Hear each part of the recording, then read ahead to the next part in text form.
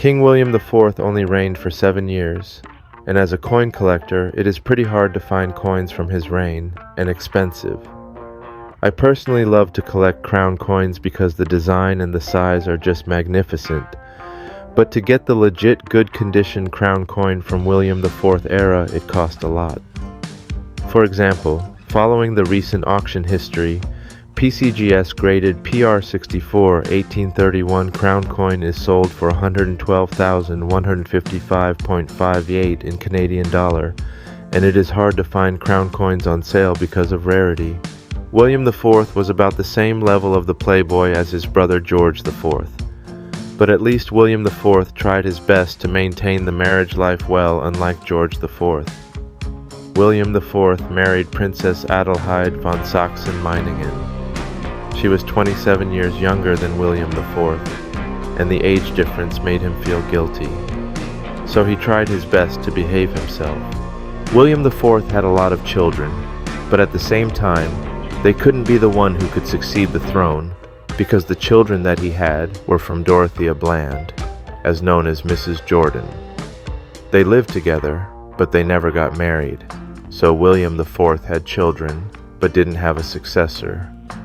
David Cameron became Prime Minister, so biologically, one of his bloodline became the Prime Minister of the United Kingdom. This complicated story begins from 1817.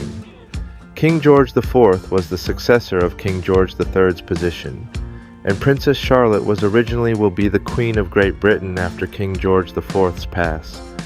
But Princess Charlotte passed in 1817, so William IV became the successor after the King George III. And since the children between Princess Adelheid and William IV were all passed once they were born, they didn't have successor from the direct bloodline. His little brother Edward passed away a year after his daughter was born, and she was the one who would become the Queen of Great Britain in the near future.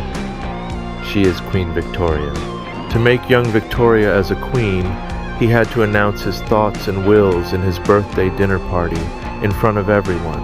He said, "I trust to God that my life may be spared for 9 months longer. I should then have the satisfaction of leaving the exercise of the royal authority to the personal authority of that young lady, heiress presumptive to the crown, and not in the hands of a person now near me, who is surrounded by evil advisers and is herself incompetent to act with propriety in the situation in which she would be placed." It was to prevent Victoria's mother and her lover from controlling the kingdom. It was because Victoria was under 18 years old, and if he died before turning 18, then Victoria's parents had to go through regency for 6 years, and they actually planned to do so. For example, they rejected a tutor for Victoria that was introduced by William IV, and they gave excuses to avoid Victoria to have successor lessons.